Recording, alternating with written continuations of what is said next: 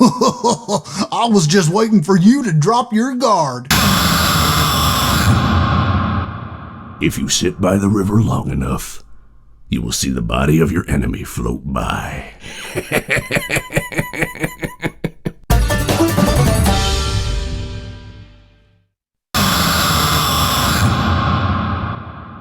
Well, it seems that your journey has ended.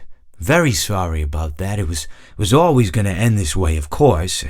If it weren't by me, it would have just been by some other, terrible thing. Just, you could not imagine how terrible it would be. Just, I get scared thinking about it. I'm glad it's not me. It reminds me of a time I was speaking to my good friend Orville. We were sitting on a park bench watching the pigeons. I was on the left, he was on the... Oh, wait, was I on the right or left? Anyways, it doesn't matter. We were sitting on there watching the pigeons. And I said to Orville, "Friend, those birds are frozen." And he kind of looked at me like I'd lost my mind. But I reminded him that it was winter, and often birds will sit in a tree until they freeze. And then they sort of fall to the ground until the sun warms up and they can, move around again. So I said to Orville, "You might as well save those breadcrumbs until the birds thaw, because they can't very well enjoy them in the condition they're in."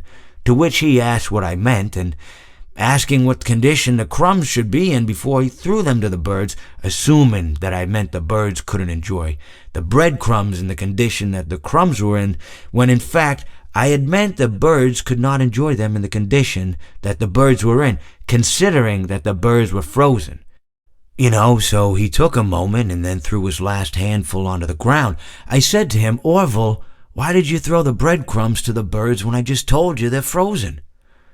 To which he responded, "The breadcrumbs are not frozen." Again, misunderstanding my words.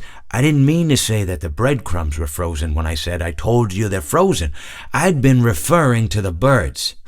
In hindsight, what I should have said was, and this would make perfect sense, "Why did you throw the breadcrumbs to the birds when the birds are frozen?" He misunderstood upon my correction, stating that he didn't know what else to do with the breadcrumbs, and that perhaps, when the birds thawed, they'd still be able to eat the crumbs. So I said to Orville, and this is what I said to him, I said, "Orville, the birds may be dead,